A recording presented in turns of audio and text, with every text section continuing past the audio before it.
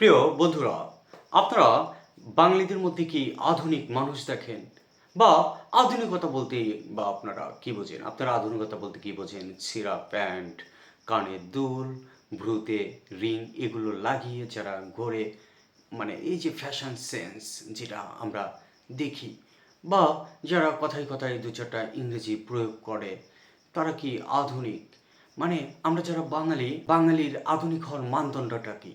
আমরা আধুনিক বাঙালি বলতে কি বুঝি?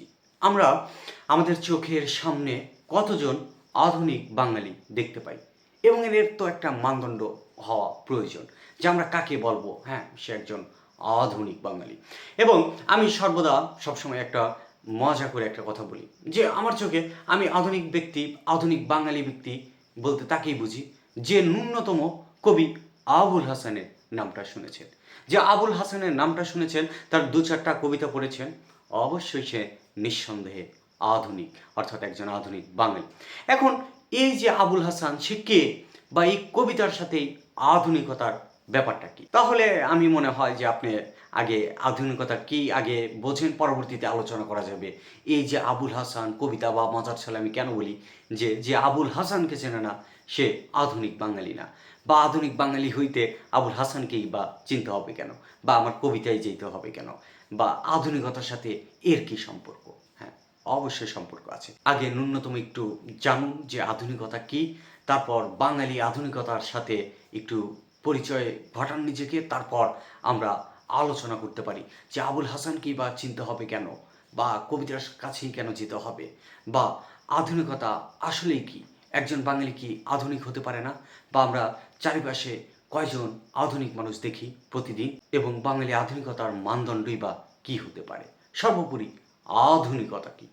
আধুনিকতা কি কেবলই ছেঁড়া প্যান্ট, যেটা আমি প্রথমেই বললাম, কানে চোখে দুল লাগিয়ে হিপ হপ একটা ভাব, এগুলো নিয়ে যে ফ্যাশন সেন্স, এগুলো কথায় কথায় দু চারটা ইংরেজি বলা, বা আরও আমি আশা করি বোঝাতে পারছি যে আমরা এগুলোকে বুঝি যে আধুনিকতা।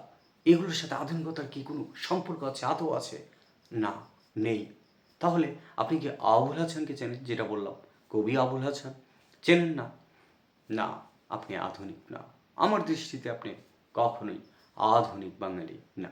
আগে আবুল হাসানকে চিনুন, তার দু চারটা কবিতা পড়ুন, তারপর আমরা এনে বিস্তর আলোচনা করতে পারবো যে বাঙালির আধুনিকতার সাথে আবুল হাসানের কি কোনো সম্পর্ক থাকতে পারে, বা ষাটের দশকের যে আমরা কবিদের দেখি তাদেরকে না চিনলে আধুনিক হওয়া আদতে সম্ভব না।